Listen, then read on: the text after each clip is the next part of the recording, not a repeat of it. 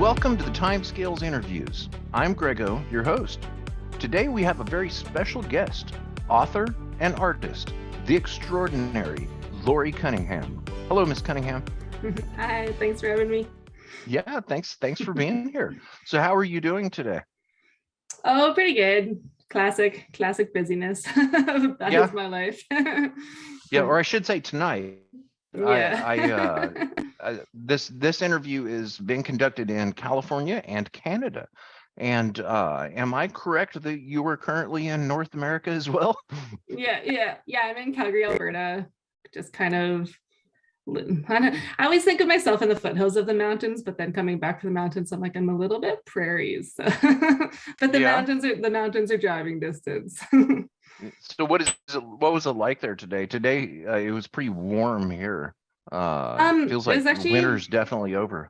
yeah, here's winter's lingering a little bit. It was kind of chilly. Like we just got a pump track across our house, which is kind of one of those, it's a BMX kind of thing where you're like it's designed not to pedal and stuff. And my like kids wanted to go over there, so I'm like, okay. And like it seemed nice, and we got cold. Like I was just like, oh good, I didn't bring mittens. And then I brought the mittens for my little baby. He just pulls them off, and I'm just like, so yes, a little chilly today. Yeah, well, we actually turned into short pants weather here in the last couple of days, but it's going to change back tomorrow. So Oh, we've got a little bit of a cold front coming back in yeah. tomorrow. Winter's trying to hang on a Yeah, little bit. I feel like summer So is just a big tease. It's like, yeah. here I am, just kidding. Here I am, just kidding. Oh, it's going to be here soon enough. We had a hot summer last year. We have a family garden, and last year it actually cooked some of our tomatoes on the vine. But Oh, yeah, it got up jeez. to 112. So Oh, that's too hot for me. right, yes, way too hot. We're hoping not to have a repeat of that. Um, so Laurie, thank you for letting me catch up to you today and toss a couple of questions out. As you know, this interview series is intended to research and document shared traits of artists, and you fall into several categories. So I guess one question to get out right off the bat here, are you an artist that writes for fun, or are you a writer that draws for fun? Definitely the writer who draws for fun.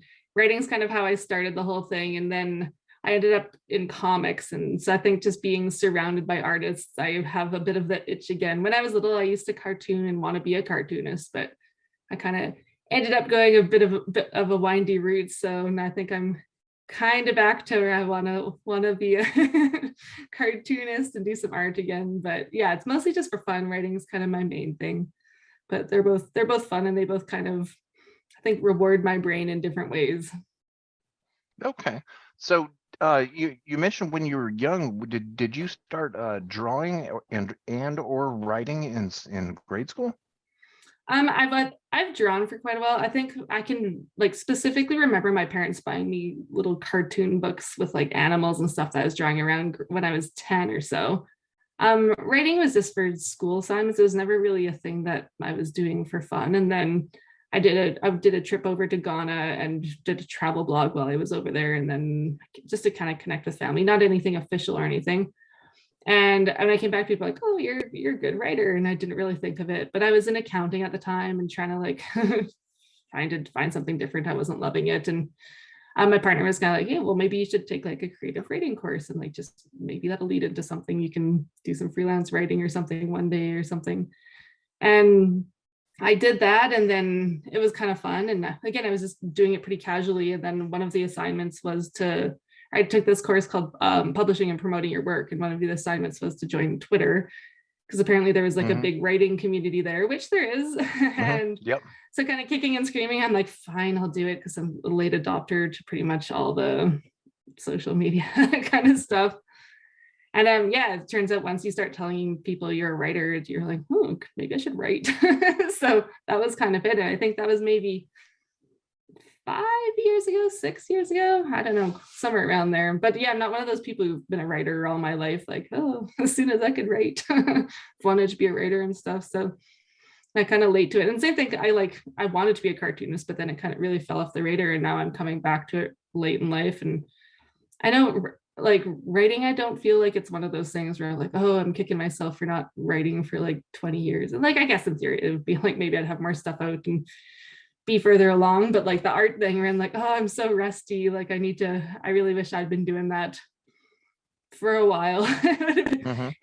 As opposed to starting over fresh, it'd be nice to kind of have 15 years of experience and I'll be already there. But yeah, no big deal. It's kind of one of the, like, there's that like proverb or whatever. It's like the best time to plant a tree is 100 years ago, but the next best time is today. So planting my trees today.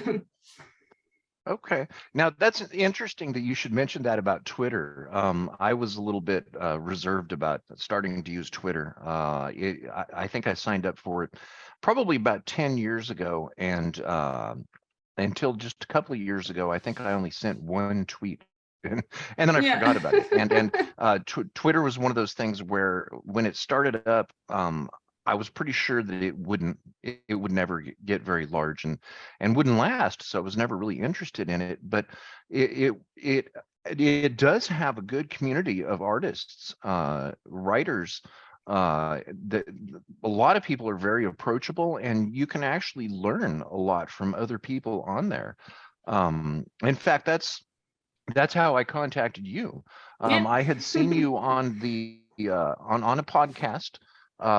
What was the name of that? The YouTube Um, podcast? so they call it the Desolate, I think it was the Desolate Souls, but Desolate their Souls. podcast is DDS, and I don't know what the other D stands for, like Oh, dangerous, we'll say. I don't know. I okay. can't think of it, but yeah, I think, or maybe it's DSS, I can't remember, but maybe it's Desolate Souls Studios. That actually DSS. sounds it. Yeah.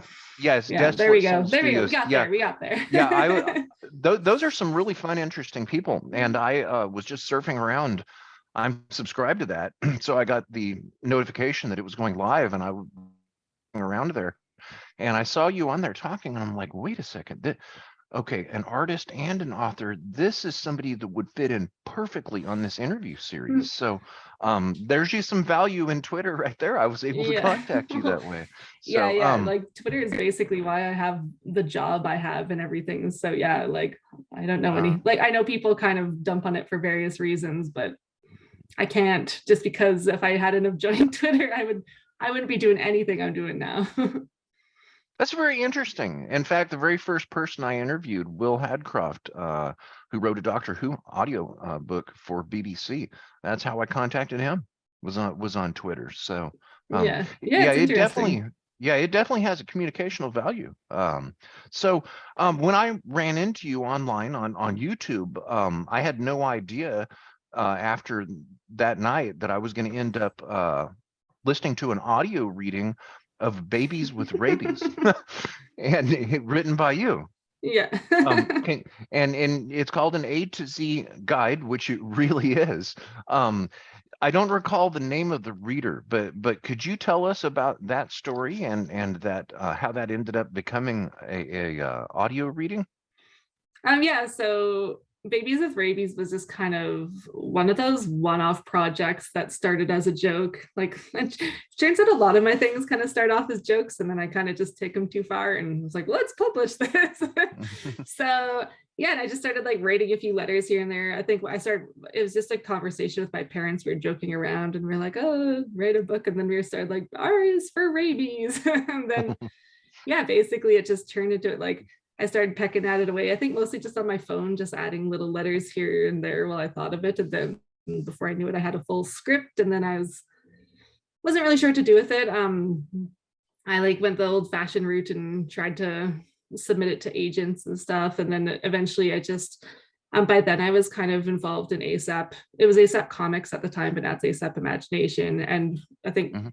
interacting with other artists and kind of seeing how you go about finding artists, it kind of gave me the confidence to reach out and find my own artist for the book. And suddenly I was working with an artist. And then Mhm. he had a whole bunch of, he was one of those people who had 15 years of experience and was super knowledgeable. So was helping me along and was able to help format and find me printers, and then started making swag and all that stuff. And because like there's like a whole bunch of stuff like I ended up reaching that audio thing is on YouTube. So that's through iTomfoolery. I don't know what the I Yeah. is there, but it's tomfoolery is basically like if you search them, you'll find them. And they just basically narrate inappropriate books in a British accent. So yeah, they're fun.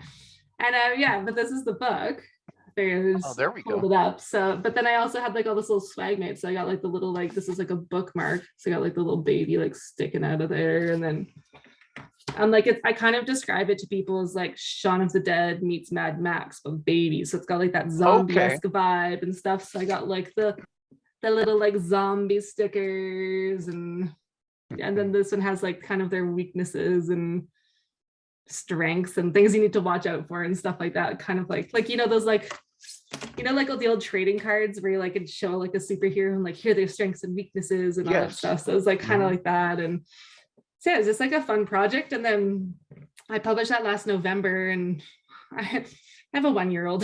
So things have been kind of slow. But I kind of gotten to the point where I'm like reaching out to people, and I reached out to Tomfoolery because I stumbled across their channel and asked if they'd read it for me. And they said, of course we will. And we love it. So they read it. So yeah, that's out there on That's YouTube. And awesome.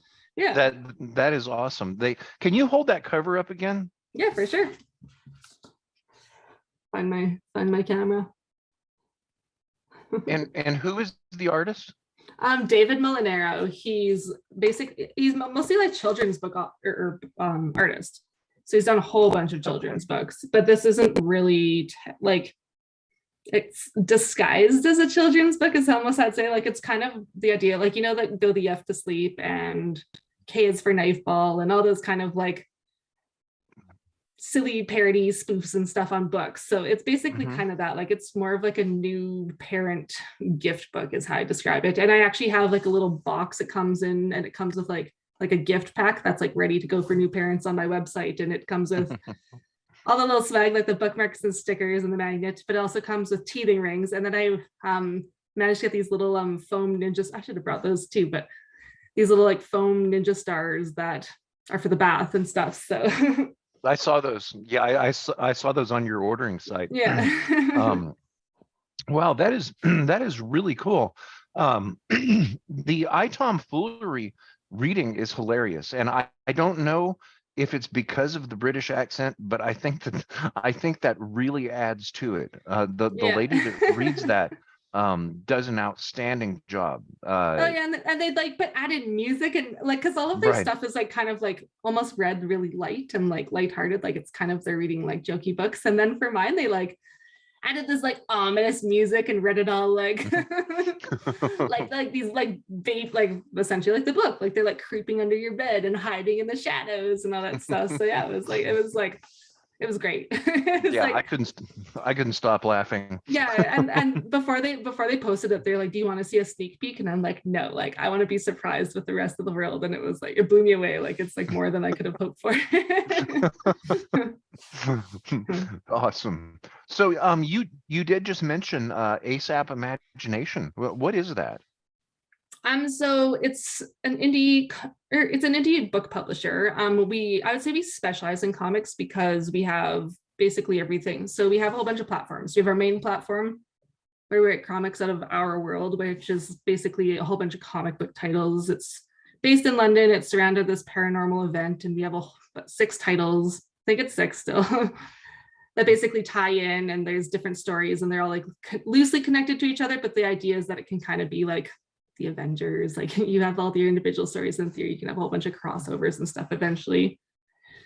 And then we also have this other one another platform called the Anyone World, which is essentially just a publishing imprint. So it's for creator-owned IPs. So it's anyone who has their own ideas of novel, like comic book, basically anything. Like we kind of specialize in some genres, like more like the sci-fi, the fantasy, the horror, and superhero, and those are kind of the main ones and stuff. But yeah, so basically it's all like the creator-owned IPs. Anyone needs a little help, and it's basically anywhere from we help you edit, we help you find artists, or if you come to us with a finished book, we can help with distribution. And the platform just recently we turned it into a more like a digital bookstore. So there's the people we publish, their stuff is there, but there's also people who haven't published to us. So it's kind of more like I hate comparing us to people, but just to make it easier. It's more Mhm. kind of more like Kindle or something, where it's just like you can put your stuff out there, and then it's like it just is another audience and stuff. So people who are already using our website, like suddenly you're in front of new eyes and stuff. So yeah, it's basically just a place to kind of help support other indies and bring them up. Kind of the rising tides lift all ships. Like we're indies, and it's a bit of a grind sometimes doing it all yourself when you don't have the budget and the team like some of the big publishers and stuff, because we're Mhm. just like we're almost 3 years old, maybe 2.5 still. And yeah, it's basically like we're still pretty new in the grand scheme of things. So but I think we've got some great momentum, and anytime you can help out other people, and like the whole point, like we did this to kind of share stories and chase our dreams, and it's way more fun when you can do that with other people and help them share their Right. stories and help them chase their dreams and stuff. So it's basically all that. And we also have ASAP minis, which is for children's books. Mhm. And we also have, just recently we also started another platform where it's not social media, but it's kind of like it'd be like LinkedIn kind of for indie comics, but like a little bit kind of leaning towards Fiverr, but we don't take a cut or anything like that. Like it's kind of just like the creating collisions in a community space for people to kind of meet people. And it's the idea is that everything's under one roof. So if you're like a writer looking for an artist or a publisher or a video designer or an editor or anything, like it's all in one place. So it's the idea is that, like, again, it's just another place to help people and try and make things easier for people. Okay. Now, you mentioned working on comics. Now, are you writing comic stories or drawing or both? I'm just writing them. And I Okay. don't, and people will be like, don't say just, I'm writing them.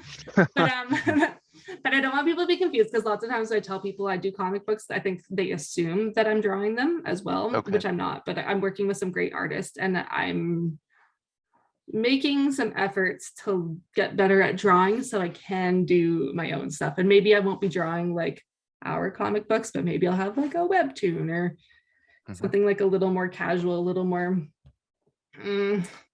that doesn't require as much skill as some of our people have. So Well, you definitely have skill at drawing, because I saw you draw a dragon last Thursday on your new YouTube you series, did, Drink you did. and Draw, and Yeah. you're going to be online again this Thursday. Tell us about Drink and Draw. Yeah, it was just, so it started off as a bit of an accountability thing. Like a long time ago, I had a YouTube channel where same thing.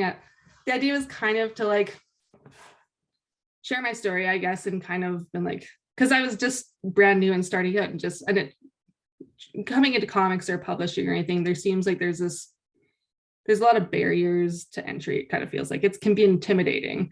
Mhm. So I wanted to kind of share everything from kind of like a newbie's perspective, but I also wanted to, like, again, I was kind of using it to like keep myself accountable to drawing. But then again, I had a baby.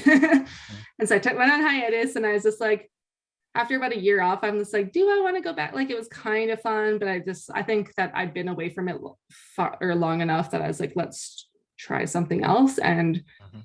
I think Drink and Draw seemed fun because it's a little more interactive. And yeah, basically that was it, just because it's more interactive and it just gives me a chance to, Okay. like, I'm kind of like you were mentioning before that you've started doing interviews, and they're Mhm. fun.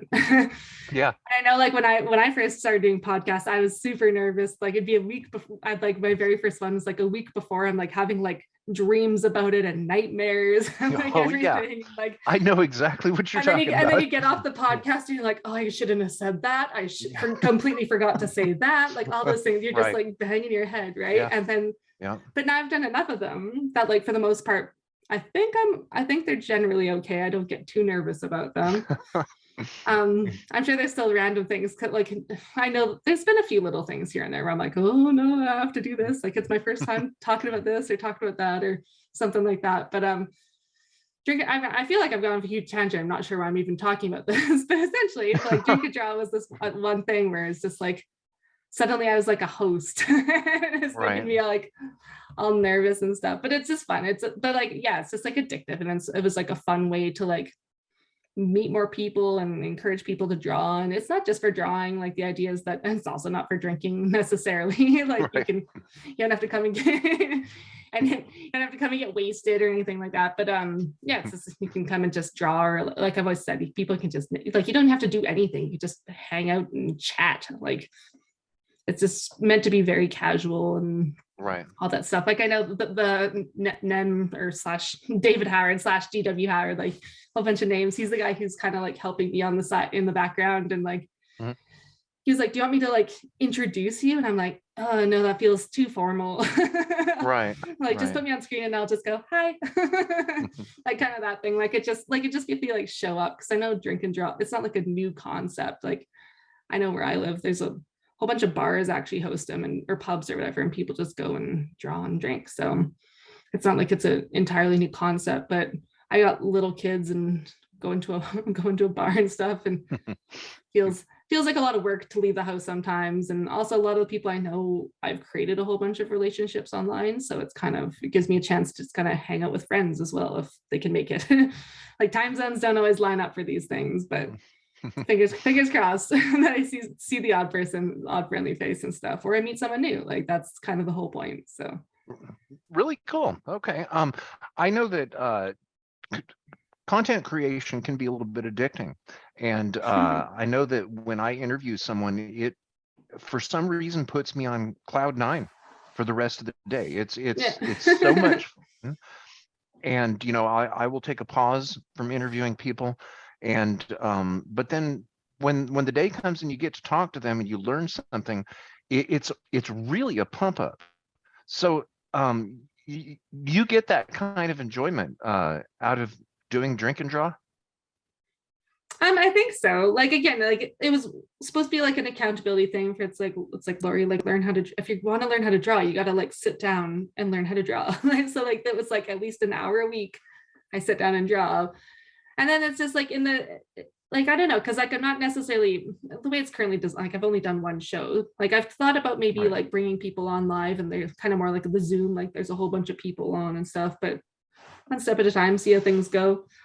Right. And yeah, like it's kind of more just like I'm talking to people like as they're chatting. Like like not super familiar with Twitch, but I'm under the impression that's kind of more like what Twitch is, where like you're just kind of on screen and all the like comments are just rolling up the screen and you can like talk to people, or I don't know, maybe there's audio. I feel like I'm instantly talking about something I have no idea about. Don't know enough about Twitch, but yeah, I think it's still.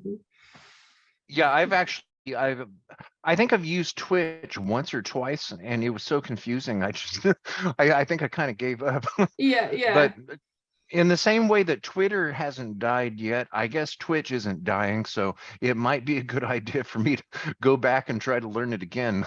Yeah, for sure. Yeah, there's so many platforms to use, and like people are like, oh, I know, and like for like Twitter is like this like shaky thing. We're like, is it going to survive? And like people are like, quick, abandon ship and do use this, and I'm like, I don't want to learn anything new right now. Like I already got Instagram, I got Facebook, I got TikTok. Like, and I use them all quite poorly. Like Twitter's just, I like Twitter because it's just like typing, right? Like I'm a writer, so it's easy to just put out a thought. Whereas like I don't have to like spend a whole bunch of time posing for like a photo or drawing something or recording videos or trying to be clever. I can just put out a random thought, and if no one likes it, I don't care. The thought's out. Well, I like reading your feed. It's positive and it's interesting. So seems like you're on there every day. I think that's one of the secrets. In fact, we're going to get back to your Twitter here in just a second, but sure.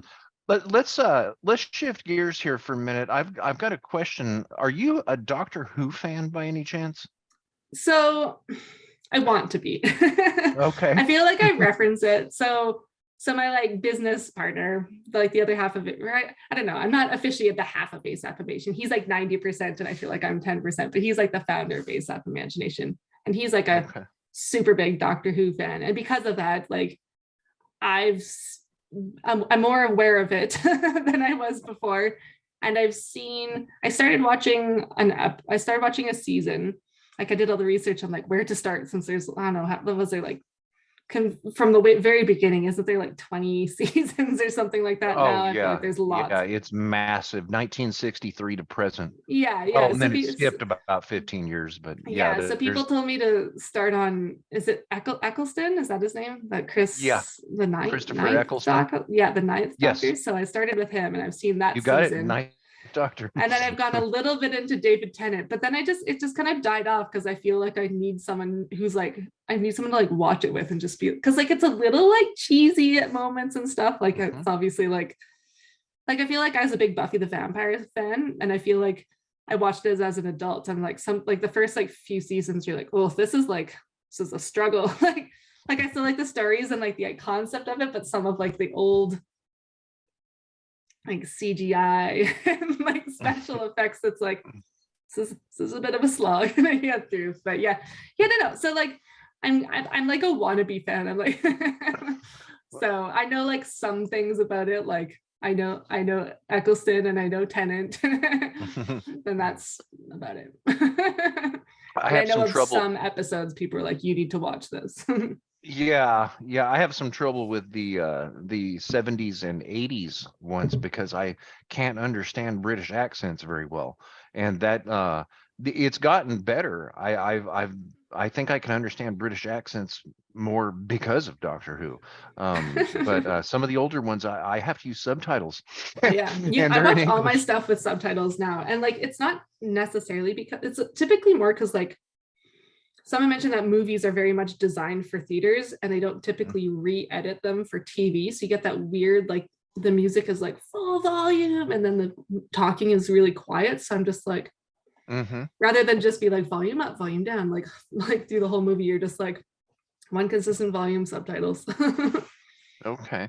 Well, my wife is Japanese, and when we started watching television together, I guess quite some time ago, she started putting the subtitles on, and I'm like, hey, wait a second, this is way better. I can understand anything on television better, especially Doctor Who. So we Yeah. actually, anytime we're watching TV, Star Trek, anything, we always have subtitles on Yeah, I now. always have subtitles on now. And sometimes they're like not good. Right. But like there's a few shows where there's like weird legs on them and stuff. I find like my parents still have like cable, like the old fashioned TV, and like there's a few shows and channels and stuff. You're like, oh, these captions are not lining up. Like it's a good thing I'm not Right. actually hearing impaired because this would be quite awful. Yeah, no doubt. So do you have any secret surprise hobbies like skydiving or stamp collecting? I don't know if I do. I feel like I put everything out there. I have like a whole bunch of hobbies that kind of like come and go. Like so again, like again, because I had kids, I put a few things on hold because like you can only have so many hobbies at once. But I used to be in an a cappella group, and like we used to like compete and stuff, and it was kind of like barbershoppy kind of thing like that. And like I think our chorus at one point was like almost 30 people. Um, I'm still in touch with people. They've like switched like since like gone into another course and stuff, but like I have intentions of going back, assuming that like it's still going on in like a couple years. But again, we'll see. We'll see where the priorities fall and stuff. I play like I have a ukulele and a guitar, and like every now and then I pick them up, but I don't necessarily like remember anything about them. Like it's like that awful thing where it's not like riding a bike, like you don't play for a couple of years. I'm like, well, I forget all the chords, I forget all the songs I used to know. Like, so I don't know. Like I feel like one of like the old things that have like I used to be way back when I was like younger, I went to school to be a pilot and stuff, but I don't, and technically I have a license, but like I definitely couldn't fly. Like I'd have to go get a whole bunch of refresher courses at least, but like in theory that might be like kind of the one that people, Okay. unless they've like known me or something, or I've mentioned it before, because it's like quite a long time ago now, but that might be like the one hidden thing. Like and I also like scuba dive technically, but again I haven't done that for a while, so I haven't really been anywhere. Okay. Very interesting. Very. So your brain does do music, or at least it appreciates it. Yeah. I don't like I don't hold it very well. like Mhm. like I always joke that like when I listen to music, like by myself, I think I know 100% of the lyrics of all the songs. And then I'm with other people, I'm like, oh, I know like 20% of the lyrics at most. Like maybe the first couple bars and then maybe the chorus and then everything else, you're like, I'm just making up words. No idea what the words are. So you don't know the lyrics to Auld Lang Syne either, right? I know some of them. It's like the same thing. So like, so we have like some Scottish heritage, and for my dad's 60th birthday, we went over there and we started doing Robbie Burns Day because of that. And like that like song was written by Robbie Burns. So I like probably know it better now than I did, but I still don't like know most of it. Right, right. So you went over to Scotland. Yeah. What an interesting place to learn about that song, and the person who wrote it. That song is very old. Now, did you say earlier that you went to Ghana? Yeah. Yeah. It's Okay. casually slip all these trips in. Yeah. Are you a world traveler? You've been to Scotland and Ghana, two very different places. Yeah, like I have like a like I feel like I don't travel too much, and like I'm like I'm not like I don't know, like I'm a writer, and writing isn't super lucrative. And then I Okay. have two very Okay. small children. We've had a pandemic. Like there's a lot of things that like have kind of prevented things from like Gotcha. prevented me from Okay. traveling. But like I think just being in Canada, like I've been to the US and I've been to Mexico, and like some of the trips with my parents, I've been to like Cuba and Jamaica, and then I've been to like when I was over in the UK, I did like I did it mostly. We mostly did Scotland. Like, I didn't do a ton of London or anything like that. So did Scotland, and then we were there for a couple of weeks. So we like took a train over to Germany because my partner was really wanted to do that, and then we were close, so we went into Prague. So we've done Czech Republic, and then when I was in university, I went over to Thailand, and then Ghana were those other Okay. ones. It's like I think I think that's it. So the answer is yes, you are a world traveler. I mean, that is I like impressive. in like the long scheme of, I feel like lately like not at all. Right, But like in right. the looking back on things, like I've definitely been a few places. Wow. Okay, that's interesting. I'm so jealous. We can't go to Cuba.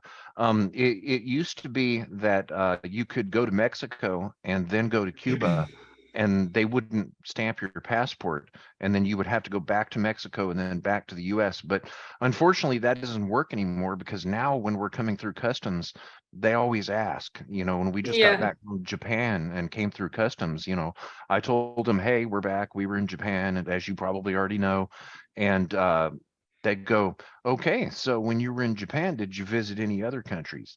And I've found that is consistent now. They ask everybody. So as an American, we're not allowed to go to Cuba, which makes us want to go to Cuba, of course. Yeah. And you I can't use the old trick. yeah, Um, I thought that Cuba had was opening up a little bit to America, to like the US, but yeah, maybe I don't know in what capacity. yeah, I feel like something like that sounds familiar, where they're loosening kind of like travel restrictions, but maybe that's just for certain people higher ups, I guess. Maybe I'm not sure, but yeah. Well, they yeah. were, and there actually is still a way you can do it, but it has to be for educational purposes. Oh, Like okay. you can sign up for a class of a group of people that are going to go to Cuba to learn about growing heirloom tomatoes organically, Yeah. and that is your sole purpose. can can And you do a that's thesis on like tropical drinks and all-inclusive hotels? there we go. Good idea. Educational reasons. Right. Okay, so you do have a couple of interesting hobbies, and you are a world traveler. So tell us about your work on comics. You're working on your artistic ability, Mhm. and you write stories for comics. Now, is that something where a publisher comes to you and says, "Hey, Laurie, we want you to write this story about that?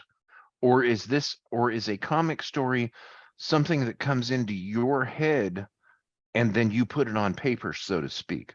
How does writing a comic book happen for you? Okay, I was gonna say, well, there's the way that it happens for other people, but Right. I'm sure mine was a unique story because when I first started writing, my plan was to be a novelist. Like I wanted the like traditional New York Times bestseller kind of title and stuff like that. And then I started like dabbling in writing novels, and then I wasn't like going super well, and I ended up writing kind of dipping more into short stories. And then I ran across Hades, just on again, so on Twitter. And he was a big comic fan, and we just were planning on doing some kind of project together. And it was going to be some kind of anthology. And at the time, I met him when I was about, I want to say 6 months pregnant or something with my first. And so I was just like, okay, like maybe that's a good idea. And I was like trying to dabble, and he was still working his 9 to 5 and all that stuff. And I'd been laid off of mine, so I wasn't doing a ton of stuff. I was just being pregnant and miserable, basically. And trying to write a little bit still. But yeah, so basically we got to a point where he actually his 9 to 5 ended as well, and him and one of his buddies had been, so he'd written a comic and his buddy had been drawing it, and they'd kind of done the same thing, like tried submitting it, and they'd never heard back from like one of the publishing companies. And he was kind of just like, you know what, screw it, I'm just gonna start my own publishing company. So, and I was just on the sidelines. I'm like, yeah, that's awesome. You should do that. Like that, yeah, go you. And then and then it kind of got to the point where again we were kind of like thinking of this project, and he's just like, well, what if we like did this? And I think by then I'd like had my daughter, and I was like getting a little reluctant. I was trying to write and it just wasn't going well. Like had postpartum depression, and like I was really just struggling to be creative, and like it had a little bit of like losing myself and trying to like rediscover the writing creative side of me in amongst all the sleep deprivation and trying to keep a small human alive, which I obviously had no experience doing that, as most new parents do. So we started writing, and we created this anthology together that was centered in his comic book universe. So it's basically, there's this big catastrophic event, and then we wrote 16 short stories from different perspectives, and they basically tell the different like 16 different people basically share their experience of what happened during this event. And so we did that, and because the event is like this main catalyst in the universe. So, and then after that, we were kind of like, all right, we got it out there. But while we were writing it, we had kind of written our stories separate, and then we came together and we needed to like make sure the timelines made sense. And one of my stories didn't work with the timeline at all. It's just like, oh, it makes no sense. So I just had to scrap the last half of it. And we brainstormed and came up with a new idea. And by the time it was written, he was like, this is a comic book character. And I was like, okay, neat. I'm like, what does that mean to me? And he's like, you should write a comic book. And this wasn't even on my radar at all. Like, I would never have described myself as a comic book fan. Like, I'd watched like Ninja Turtles and Spider-Man, like 90s cartoon, 80s, 90s, I forget what era that is exactly, but like those kinds of things. And read Archie's, Calvin and Hobbes and stuff, but not like the classic like superhero books. Is kind of what I kind of associate with like comic book fans, I suppose. So I was kind of like, well, this, like, I don't know. I was like, maybe. I was just like, in theory, like, how would I do this? Because I don't know anything about it. And I'd read some of his scripts, and he's just like, well, you have like, you can just use them as the template. Like, I can help you, and we can like come up with a storyline if we need to. And so I tried following his template at the start, and I'm just like, I had to think, I'm overthinking everything too much. I'm like, I'm just going to puke out the story. And I did like almost like a really long outline, whereas basically like panel and just like basically a very rough analysis of what the panel was, not worrying about page format or anything like that, and just puked out the story. And then kind of went back, and then originally it was going to be a graphic novel, and then we decided to turn it into 4 issues. So then I had to shave it down, and I like wrote the first issue, and then it got published last, I think July. It's like July 2022. And then the second issue was this January, so January 2023. And yeah, we got two more issues to do. And then we're also turning the anthology we wrote because it was just prose. And it turns out comic books shops don't love like they're kind of focuses comic books. So to have this really important piece of the story in essentially a written anthology that they didn't really want to carry was like, we felt it was kind of hurting things. So we started making that into a comic book as well. So we have 3 issues of that ready to go. And it basically has taken all the short stories and turn them into visual stories, and not all of them though. We actually only took 12, so there's still incentive to buy the anthology and stuff, but we kind of picked the 12 we thought would be the best for putting them to art, I suppose. Okay. So and what is the title? So that was so the I don't know, I get like a big bulk of comic books before I go to our Comic Cons, and like I have one coming up and haven't received them yet, but like I have this is like the original book. So there's like three issues of Points of Villainy out, and then it's a flip book because like we had like half of it's upside down. There's kind of like 8 stories have like darker endings and 8 stories have like happier endings. Interesting. And it's kind of like a countdown to the event in the middle, and then you kind of flip it over and it's like another countdown, or like a count up, I guess, away from the event. So then we're going to write 3 more comics, which are this side, and at the end essentially it'll be this, except it'll be like a graphic novel. So we'll do the same thing, like half of them will be printed upside down and everything will like mesh together, but it'll be in comic book form. Wow, that is really interesting. I want to read that. Where can somebody order that? Do you have a link?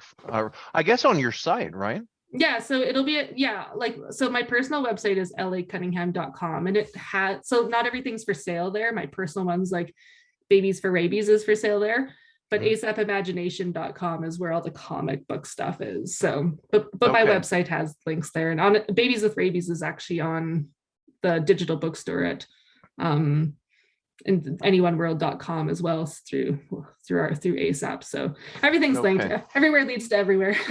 Yeah. And I have like on Twitter, I have like my link tree and stuff. So hopefully people can find me. Unfortunately, I have different handles on all my social medias because I wasn't smart and like got all my handles. So I'm just like, I'm different names on like everyone. I'm like, oh, one day I need to like go fix these, but I just want my Twitter handle to be all of them, and my Twitter handle I need to like go find people and pay them off or something with my vast piles of Scrooge McDuck money. I don't have that. Yeah, I've heard comments before of people saying that writing isn't always lucrative, but no. So how does it feel to see something that you've published where you that has been published, where you wrote this, hashed through it, perfected it, stayed up thinking about it late at night, and finally it's right there in your hand? How does that feel? It's pretty surreal. I find that, like, I know that when we wrote the anthology and I like first got it, I was like, it didn't feel real. I like it all. Like I was holding it and it like has my name, and it's kind of just like I don't know if people have this like huge high, but I was kind of like, this feels fake. And I know, and I think it's kind of been the same thing. Like Babies with Rabies like took a lot of effort, and it was like my first, like most of my stuff has been published through ASAP. So I had like a whole team of people basically like helping me, and like I don't need to do everything. Like I have people working on covers and all the stuff. Whereas Babies with Rabies was entirely by myself. So I know when like I finally got all that stuff, it was nice to finally see that all come together, because it was like a long wait, and there was like so much involved to like get that out and all that stuff. But I think, yeah, like every time it's fun and new and exciting, and it's fun that I'm starting to get like a stack of them. So like it's not just one thing anymore. It's just like, oh, I got like multiple books, and I'm also have like, I'm in a couple I have like in another anthology and stuff, like a charity anthology that ASAP did. And oh yeah, I guess technically I'm in another charity anthology that'll be coming out this year. So yeah, we got like a lot of stuff going on. Yeah, it's fun having your name on things. It's like, I did this. Whether or not anyone reads it is another thing, but I definitely that's a whole other problem. Okay, so did your schooling have any formal training in writing or art? So when I went to like elementary and like high school and stuff, like I took some art to, yeah, you're US. I was just like, I'm used to talking to UK people where like all of our like grades, I'm like, I don't know what age you're talking about. Yeah, They all have different same names, here. right? So I'm just like, so great. And again, like US, I feel like grade 10 still means something, I hope. I was just like, I'm trying to think if Right. that's like JV, sophomore. I feel like I don't know all that stuff. Like I know varsity, and then what something there's some other stuff in the middle. But yeah, like there's art classes. But again, I had to essentially choose, and I ended up kind of going it more into like the math and science route eventually, and then the route. I don't know how to pronounce things. And then yeah, and then in university, I didn't do any of that stuff. And then it wasn't until I started taking some like creative writing courses, like it was technically through my university that I went to, but it was like a continuing education courses. So like in theory, I could have got a certificate, but I did the classic thing where I technically have one class left and I've never taken it. So, and by now it's been so long, I'm sure the curriculum has changed, and I like, who knows, maybe I could apply right now and have a certificate, but it doesn't mean, I've kind of heard in like writing and art, unless you have like the masters of fine arts, like it doesn't mean anything. Like it's not, people don't care about that. And like, unless you want to be a professor or something, right? Like people don't, it doesn't mean anything. Like I don't know if about you, but it's like I'm not picking up like books at a bookstore and just being like, oh, this person has like a bachelor's degree in like art history. I'm like, ooh, like unless I'm really into art history. And like I guess if you're reading like more like educational books, like you do want someone who knows, Right. has that background. But just for fiction, like if people are getting masters in like dragons and elves, right? So Right. I don't think it matters. So yeah, so I haven't been too worried about getting any like official certifications really in that area. Well, that's a really interesting point of view. Did when you started writing, did you and you finished your first pieces? Um, did you have any mentors or people around you that encouraged you?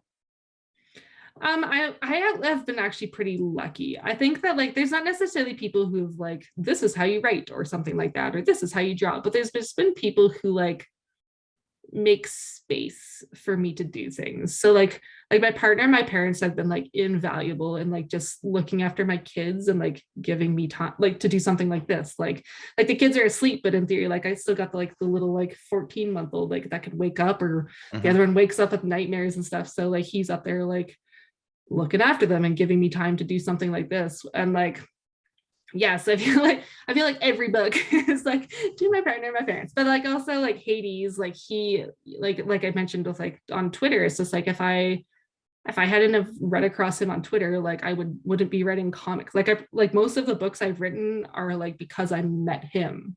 Like I basically say all of them. Like even Babies with Rabies, like yes, it was my own personal project, but because I met him, like I had a book out already, and it's kind of one of those like I feel like you know the whole like the 4 minute mile thing where it's just like everyone thought it was impossible forever, and then someone broke it, and then I feel Hmm. like I don't remember the exact stats, but like someone broke it, and then suddenly it was like, oh, this is like something we can do, and then like a whole bunch of people like broke it like immediately after that. Like suddenly it just like became achievable, and I think that's kind of like for publishing, at least for me, like for publishing a book, like suddenly it's like when I first started, it was something like, oh, you have to get an agent and then a publisher, and then like 10 years from now, maybe you'll be able to publish something. Whereas like we just put out something we did like we did it quick and we did it well, and like we kind of saw what we could do, and I'm just like, oh, is this like, can I like, this is what you can do. Like all of a sudden everything like things became possible, and then you put out another one, and suddenly like you're just putting out books. And Okay. it's like everything becomes kind of possible. So like it again, like Hades was like invaluable, and there's just like mentor wise for sure, and like the comic book, like he was one of those people. But like there's also just a ton of people who are supportive and like cheer me on and stuff. Like to this as this like, I don't know if there's like, for a lot of the times maybe you don't need more mentors, but I think that you really want people in your corner for sure. Okay. I think it would be pretty low. And even with people in your corner, I still have days where I'm like, oh my God, what's the point? No one cares about what I'm doing. Like you'll still have days where you just doubt everything. Like I think that's just comes it's like part and parcel with the whole creative creative line of work where you'll have doubts, you'll have days where it doesn't feel like it's worth it and stuff, but that I think that's again why it's invaluable to have people who like remind you why it is worth it. Okay, very interesting. There's something that I've found. I'm very surprised to learn this, um, where every single person I've ever interviewed has this in common. And apparently, there is no such thing as a Midas touch, where you write something and then submit it for publication, and it just turns to gold and everybody loves it. Apparently, that's not reality. Okay, there is something which all artists share, um, and it's called rejection. And I've found this from everything from stage play actors to television writers. Have you, and you touched on it a little bit earlier. You said that you guys had submitted something, uh, and it just did not go the way you wanted. So is it safe to assume that you two have dealt with rejection, and and when that Yeah, happens, yes. how do you deal with it? Um, yes, it's definitely safe to say I've dealt with rejection, especially in the writing world. It's impossible not to. And like I think, like I said, way back when I kind of wanted to do things more like the traditional routes, and I think there's still a part of me that wants to, and like all that stuff. So like, some of the first things I did, I submitted to some contests and didn't win them. So that's like the first rejection. You're like, what do you mean I didn't win them? Those ones, of course, it's kind of like winning the lottery where you like kind of hope, but you because you don't know how many people are playing. Like obviously you hope you'll win because you bought a ticket, but you're not really expecting to win.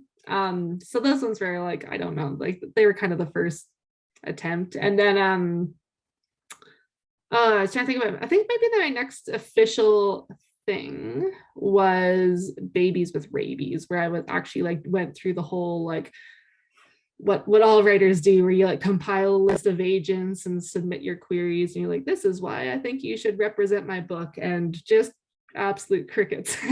It's one of those things, it's a very like niche book. And of course, like again, like if I didn't believe in it and didn't hope that someone wanted to like it's always nice, you always want to hear someone say like this is going to be the next big thing, but the book's niche. And it's potentially offensive, like it's not full of like swear words or anything, but it's like it's about like rabid babies. Like which, and like rabies is a real disease, so like it and that people die from, so it's like it's a little like it's tongue-in-cheek, but essentially like people could be offended from it.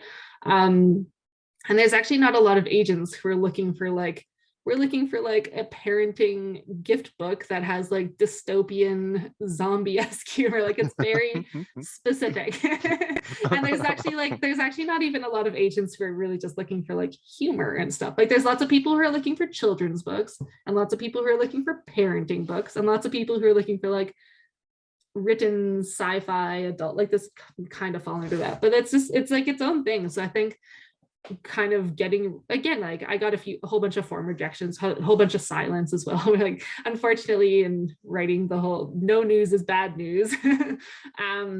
So yeah, so I think it's one of those things, again, it's like it's always a little disheartening when you don't have someone say like, yes, this is amazing, like I want to throw money at you. But that was like kind of the first thing where I had to take a step back and be like, you know what, like this, I still believe in this, and like I still think that I think I'm hilarious and stuff like that. But like I think there's always the market where like if you are into something, even if it's like so niche and so weird and something like someone odd, it's like a massive world. So like odds are good someone else will be into it too. So like maybe you won't sell like millions of copies, but maybe you'll sell like 100 copies, and like you'll like touch someone, become someone's favorite author or something like that. So I think that was that kind of moment for me where I started to shift away from like traditional publishing, and there's this like, you know what, like maybe I'm not commercial, like, and that's where I think that I kind of love that about being indie or independent or whatever, that you can like experiment and you can like do unique things. You can try things. Like you don't have to like fit into a mold and like write for the market. Like, ooh, what's hot right now? Like you know what? I just want to write this because I like it and I hope other people will like it. And so that was kind of the same thing. And then since then I've trying to think, like obviously there's a whole bunch of, you try to get people to promote your book or something, people to like, again, it's, I feel like a lot of rejections are just silence. But I've also like written some short stories for a couple anthologies and they got rejected and stuff. And same thing, like if I believe in the, like one of them, I'm now doing it through my, I've decided, I couldn't figure out what to do with it, but I like really love the idea. And again, it was just a joke that went too far. And I wrote a short story out of it. And I was like, I want to like do something with this because it's fun. And I think there's a lot of me where like, I need to remind myself that like, you like, yes, I'm like an editor in chief at like a publishing company. And like, I have all these like important titles and like all these people are like, I'm accountable to all these people and like they're relying on me for all these things. But I also want to like, I got into this just to like have fun and be silly and stuff. And I don't want to lose that. So like, I like held on to this idea and now I'm just like just publishing it through my newsletter for now. Like I'm not 100% sure what I want to do with it. But again, it just gives me a chance to like sometimes with my job, I have a lot of admin work or a lot of editing work and stuff. And like, it doesn't necessarily fill the creative bucket. So like, as in the same ways as just sitting down and writing does. So like, that's kind of that. So I like have just this like silly story that I'm just putting out there. And again, if like not many people are signed up for my newsletter, but like if 20 people read it or open their emails and a couple people read, like that's all I need for now. And maybe one day I'll do something with it. So yeah, I think it's just like I just experiment, and if something catches on, that's awesome. Like there's a whole bunch of people and like not that I'm necessarily friends with them, but I call them like colleagues, acquaintances, like people you know on Twitter who you call them your friends, but really you're like, I don't actually even know if they know I exist. But you're like, oh yeah, my Twitter friend, like what his one book caught on and he sold like 10,000 copies and stuff. But like that there is those things, and you kind of hope that like that's what happens for you, that like your book catches on and it could become something. Like I think like you can definitely do all this stuff just for pure creativity. Like that's definitely a thing. And I know you got weird debates over like, oh, it's like, wow, what's the point of doing this if you don't put it out there? And but yeah, like you can, like I write all my stories to share them with people, and I don't need a big audience, but it's nice to have a little bit of an audience and like feel that like you're relating to people and connecting with people like through stories and stuff. So like that's kind of the whole point. And I'm trying to do that through art as well. Like if people connect with my art, like it's a different kind of connection in my but you can still connect with people that way. So yeah, it's just like basically I've just taken rejection and just be like, it's just given me like, if I get rejected, I'm like, well, what can I do with this now? Like, what's my next step? It's not like a rejection isn't a dead end. It's just like a deeper, I guess. There we go. Okay, yeah. that's very interesting. Okay, I like it. I like it. That's a very positive and constructive angle that you have there. So, okay. Now you have over 12,000 followers on Twitter, which actually puts you in the top 1%. I didn't know that. I didn't know that either. It feels like everyone, not everyone, until but recently. Like, yeah. I just learned that. I think I just Googled how many followers do people have on Twitter on average, and I think the average number that people have is like 600 or something like that. So for you to have 12,000, you've got some fans out there. Now, or at least I did. Yeah. But are they friends?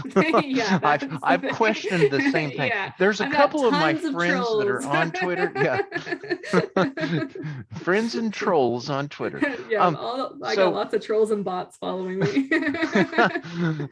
So if somebody references this interview in the future and they're looking to glean information from you and learn from your success at becoming published, what is the best advice that you could give them? I feel like my main advice is to just put stuff out there, like, and hope something sticks. It's kind of, I know when I first started out, I would had all of these like, oh, like once I do this, then I need to do this, then I need to do this, and then like, then maybe I'll be good enough to like publish a book or something. Whereas I feel with anything creative, it's always a process. Like you're always going to get better, or you're going to grow or change or something. Your style is going to change, your voice is going to change. Like if you're an artist, like same thing. So it's just one of those things where I'm like, what, I think I got to the point where, like, again, like what was I waiting for? Like once we put out the anthology and we did it like so quick, it's kind of like, well, it's out there and like for people to read. And then it's just like, and then you just keep putting more stuff out there. So I think that's kind of, you can take something, you can edit it to death and be like, okay, well, maybe I need to read this craft book and then I'll go back and edit it again. And like there's infinite excuses not to finish something and not to just like put it out there. So I think at some point you just kind of have to like honor where you are at in the journey and just put stuff out there. Okay. Okay. The I just realized I forgot to ask you something. Tell us about Sister Grimm. So yeah, so Sister Grimm was my first, like we kind of touched on it and stuff. I was guys kind of get into comics, but Right. This is what came out of that big story of how I got into Oh, comics. So it's basically, so in the anthology, there's actually two stories that like connect the two sides. And so there's one for Hannah, which is told from this little girl as her and her parents are fleeing London during the event and they're being attacked like along the way.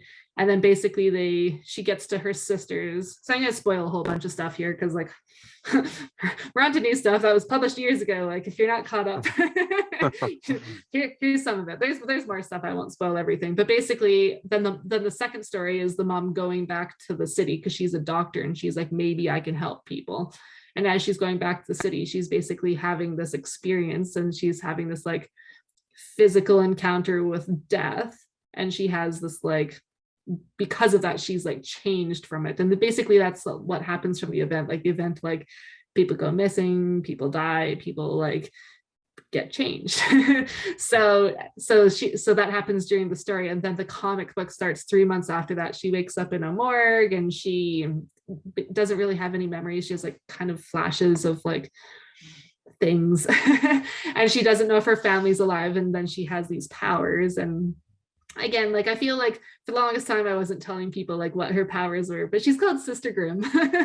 So I feel like people can glean a little, like she's half, and we have little trading cards now and it says she's like half Reaper, half human. So she has like these like basically Grim Reaper powers and stuff. So it's basically her coming to terms with who she is now and who she was and trying to figure out if her family's still alive and if she can even be around them with her new powers and what that means to her life now. okay.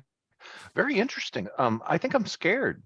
And I think just from that description, and I think I'm really curious.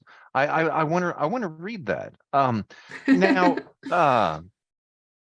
what is a typical writing process like? Like when you started writing this, do you just sit down at a typewriter with a blank piece of paper and type a title by L.A. Cunningham, or is there more to it? Is it something that's been in your mind, or is it something that suddenly is there, or is there a creative process you can like just turn a key and turn it on? I mean, what is an actual writing process like for you?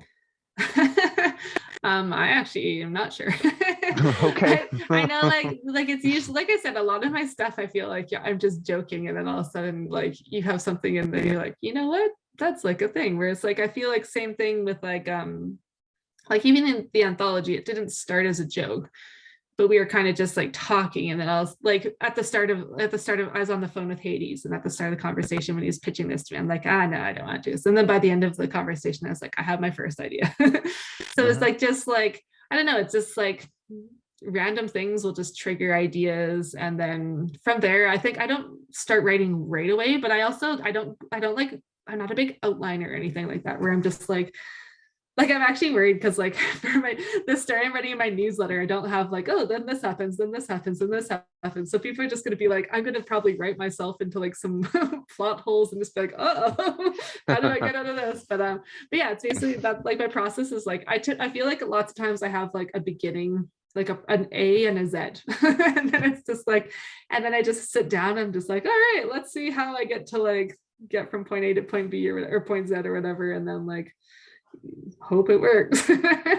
And sometimes it doesn't. And then I have to like go back and fix things or all that stuff. But yeah, it's just I don't know. I don't feel like I have like obviously I have a process. I'm putting stuff out there, but I'm not like 100% sure what it Okay. is. Okay. Very good. Okay. So, and what was the name of the anthology again? Points of villainy, points of virtue. Okay. Perfect. All right. So, what are your future aspirations? I believe that you're going to become more famous, and that's what I actually really honestly believe, and I'm not going to be surprised. So, what are your future aspirations? You know, what are you working on now, and what, uh, yeah, are you working on comics or what is it that you're into and is real important to you right now? I guess I have a whole bunch of stuff kind of in the works. Like I can't, it's hard to think of like more than like a few years ahead because like obviously like I need to finish Sister Grimm because we're only on issue 2, and in theory like it's a 4-issue arc, so like a main storyline finishes after 4 issues, but like also it can continue for like 200 issues, like if in theory, like if I live that long and there's people still buy it and care and all that stuff. We have like another title in the works, which I think it'll maybe show up next year that like I'm going to likely be co-writing with Hades. And then that's kind of like for me, I believe that's, and I guess same thing. I still have like we have like we're still comic sizing, I guess, the anthology. So we got 3 more issues of that. And then Babies with Rabies, I actually have I have a sequel idea, but again, it's kind of like, I think the first book needs to prove itself a little bit more before I like just put a whole bunch of, because again, like the way I've done it, like you have to pay an artist up front, and like because it's like a unique book and I published it in a unique style and stuff, like I prepaid for all the stock and stuff. So like again, it's like quite the upfront kind of thing. And I can't do that with just infinite books. But I think yeah, so there's technically a sequel, but we'll see. We'll see if that happens. Okay. It might just kind of sit on a shelf for a while. Maybe one day I'll like bring it to light just because it's fun, but it's not even finished, so we'll see. And then yeah, I think the I have like a couple. So like again, I had the 2, and I submitted 2 stories to 2 anthologies, and they got rejected for the anthologies. But I liked them both, but they need, I think they can both be like fleshed out because I wrote them as short stories, and I think they both have potential to be bigger. So I'm kind of playing with the first one right now, and I have I like foolishly like paid an artist to do a cover for it, and I'm like not even like sure what I was gonna do with it. I'm like, she's like, do you want like the whole like wraparound and like the spine and the back cover? I'm like, I don't know. I'm like I can't even, because like to design the spine you need to know like how thick the book is, and I'm like I have like part of the story written, like, but here I am like typically you don't pay for a cover before you've done the book, but you know, just fun. So that's kind of that's for me, that's like kind of seeing where that goes. And I guess also like I've started doing this whole art thing because I have hopes of like maybe doing some kind of webtoony something, like put something out there and have a little comic and figure out how to put something out on the web and that. But yeah, that's kind of like immediate stuff. Like beyond that, I find it really hard. Like of course it'd be like, I'm not like, I don't want to be like famous or anything, like I always like say like it's just like I'd like the Stephen King money, but not like the recognizability. Right. I think that's one of like the benefits of being a writer is like I don't think a lot of people know what people look like because like you just read the words and have the covers and the characters. You don't really know what the writer looks like. So I'm fine with anonymity, but it would be nice to have like have the like play money as well with it. Right.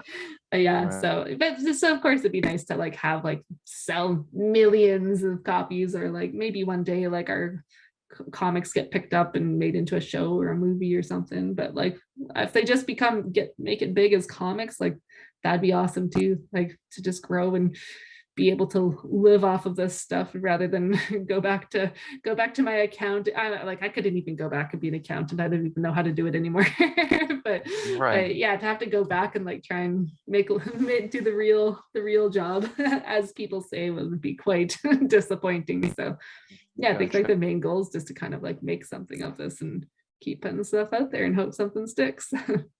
Okay. All righty. Well, okay. Well, let's go ahead and wrap this up. I really appreciate your time. One of the standard questions that I ask people is the next upcoming Doctor Who. But since you have a little bit of catch-up work to do, you're missing two doctors there. You missed actually three. You missed Matt Smith, Peter Capaldi, and Jodie Whittaker. Yeah, So I'm you've got, behind.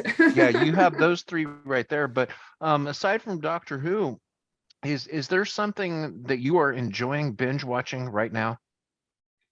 um right now I feel like I just started watching Yellow Jackets, Okay. which is kind of like that Lord of the Flies like girls soccer team thing. And then like I also just recently finished Daisy Jones and the Six, which I actually really liked. It's like the um I really like music documentaries, and it's basically like that, but it's fictional. So it's like set up like Right. it's a documentary that it talks about this like band and like how they broke up or got together and broke up and stuff, and like completely made up, but it's very entertaining. and Okay. it's nice because it's only I think like 10, it's just one season, and then you're in and out, so you're not committed to anything. Which sometimes when you commit to like I used to watch like Grey's Anatomy, and like it's just I don't even know what season it's on right now, like 27 or something. Like none Hmm. of the original characters are left. You're like, just let it die already.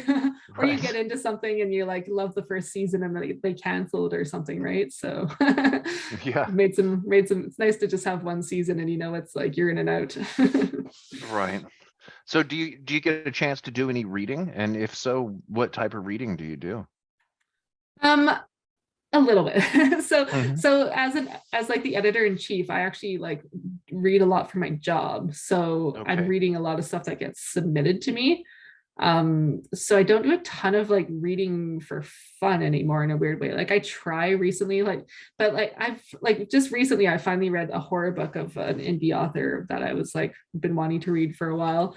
And then but before that I was actually reading like some parenting books. I'm just like, maybe like I put all this effort into like writing and stuff. I'm like, maybe I should like instead of reading writing craft books, maybe I should read some parenting craft books and figure out what the heck I'm doing there and all that stuff. And then yeah, and then just like comics, especially like the little like single issues, like they're usually like a quick read. You can just sit down and read one in like 15 minutes or something. So I being in the indie comics community, it's impossible not to like support Kickstarters and crowdfunding campaigns and Hmm. stuff. So I end up with a whole bunch of like random random issues of a whole bunch of things and stuff. So it's all over the place. Okay. All right, Laurie, thank you so much. This has been really fun. And when I got a hold of you and said, "Hey, can I interview you?" and you're like, you said okay. I was like, "Yes, this is going to be awesome fun." And this has been very enjoyable, and it's also been educational, which is the entire intent of this interview series. So, people that are listening to this on audio, go to lacunningham.com. And people watching on YouTube, we're going to put a link below to Laurie's Twitter, and there you will find her link tree that goes to all of her social contacts, where you can order her works and the comics that we've been speaking of. So, Laurie, anything else you'd like to add tonight? Something that I forgot to ask you that you want to answer? I don't think so. I'm sure. Okay. I'm sure if I think of something, I'll just regret it. Yeah. Well, shouldn't have said that. Well, just let me know. There's always that thing called editing. So, Sounds good. all right. Okay. Well, thank you so much. This has been a great pleasure and best of luck to you. Thanks for having me. Okay. Take care. You too. Okay. Bye bye.